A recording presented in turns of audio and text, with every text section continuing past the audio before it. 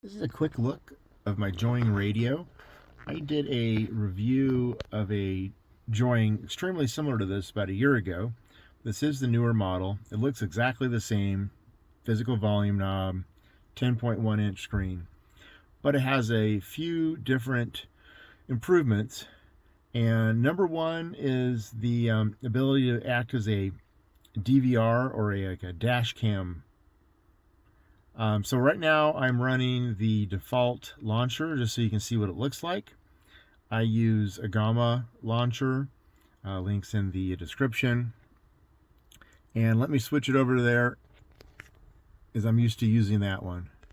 I had looked into adding a DVR and trying to feed in my front and rear cameras to it, but I didn't really like any solutions. And then I saw this newer version came out with the dash cam feature, so that pretty much sold me. Speaking of selling me, it was about the same as the previous radio, about 400 bucks. It's, I think both units I bought off of eBay. It's the cheapest option, and it is from Joying. But let's take a look. And it is under AR camera and replay. So it records several minute clips and a bunch of clips. You can see goes on. I have a I think 64 gigabyte thumb drive. So these are all recorded clips. Let's go back. This is what, 225. We're now March 10th, 14th, something like that. Oh, there I am driving at night. Let me find a day video. There we go. There I am on Interstate 15 during the day. It might be hard to pick up recording from the phone, but it's an excellent quality video from those AR cameras. The AR cameras from Joying, they look like they are analog. It has a yellow composite, looking cable, but it is so much better than analog, or traditional analog, I should say. I have the camera pointed down pretty far, so I can see parking lines, things like that. And it's another Tundra maybe in front. Anyway, so you do get a lot of blur because it's going by quickly. But it's great for parking or backing up. This is obviously my front camera. Let's take a look. See if I can find a rear camera from about the same time. No, that's a front camera. I was looking for a rear camera recording, and that's when I remembered I had changed that. Oops, that's a zoom. There, you can tell, especially when I'm not moving, things are exceptionally clear. I occasionally, the interface to the radio would be a little laggy, not bad.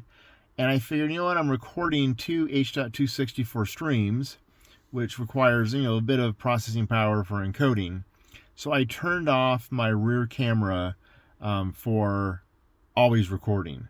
So no dash cam rear camera. I just leave the front camera on. Also gives me a lot more. That's basically what I want to see, front camera. I don't care about rear camera nearly as much.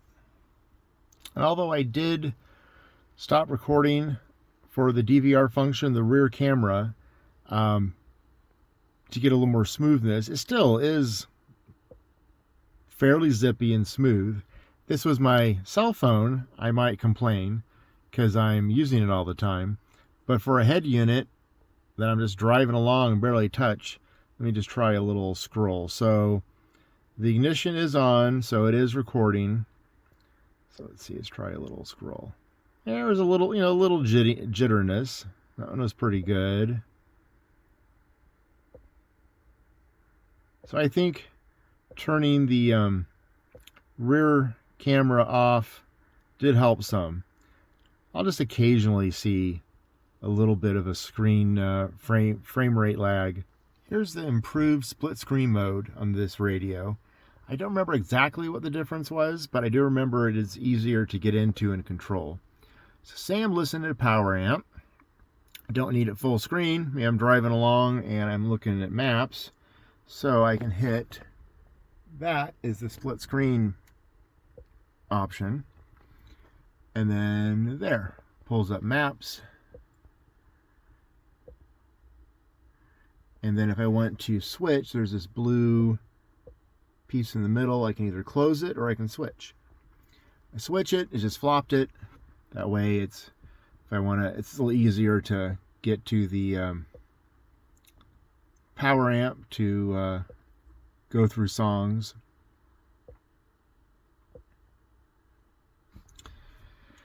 And then if I want to end it, I can just hit the X button, go back to full screen. So it is handy. I do use it while driving so I can have both maps going and see my music.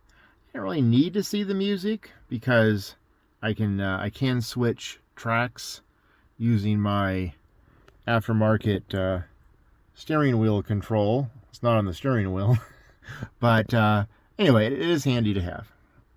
Another thing that works better on this version of the radio is the SIM card. Now I know a lot of people don't use the SIM card, but it sure is handy. You don't have to hook up to your phone, even though it's wirelessly. It's still a lot easier to turn your radio on, and it has a cellular connection, a direct connection. No tethering required. So on the previous radio, I had the same T-Mobile SIM card, and it worked, but in locations that were more on the fringe, not so much signal strength, but that didn't light up LTE, I wouldn't get data. Now, it's very few areas where I am in Escondido and San Diego, but something I definitely noticed. This radio, exact same SIM card, exact same setups, under network settings, it works much better. Another nice thing about having a SIM card is you can kind of use it as a poor man's low jack, as Android has the Find My Device feature. It looks like at some point they turned off the last known location, which was a handy feature. So your phone or your head unit has to be actively connected to the internet for it to show up in the Find My Device. But it does work, and I'll put in a screenshot. I just with my cell phone use the Find My Device option. Daylight now, although a bit rainy of a day. And here's a feature I found somewhat by accident. So when you go into reverse, of course, you see behind you. And then there was a delay feature. And what it does is when you switch from backing up into drive, it'll show you the front of the camera for a few seconds, which is kind of a nice feature. And let me go over to cameras, front. Okay, there's the front camera. And then I can switch over to the rear camera on the fly as I'm driving. And probably hard to tell, but it is excellent quality video. Much better than the standard aftermarket cameras. This truck did not come with a steering wheel control, but I did add the aftermarket one from Joying. It is, I mounted it to my column shifter. I had it connected to the steering wheel for a while, but I actually liked it when it was essentially at one location while you're in drive and not rotating with the wheel. And this makes it a little convenient to, I have it set up, I have it mapped. So this is the volume. And then I can advance the tracks.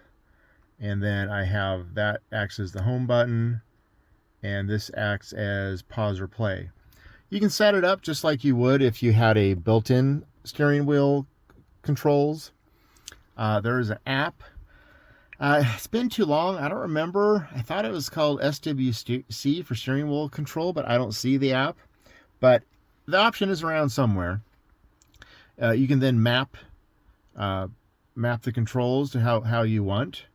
And so instead of using the built-in controls I just bought the aftermarket guy, and then there's a little module behind the radio that came with this control, and it plugs into the I think it's the CAN bus wires, and then you map it just like you would the built-in steering wheel control.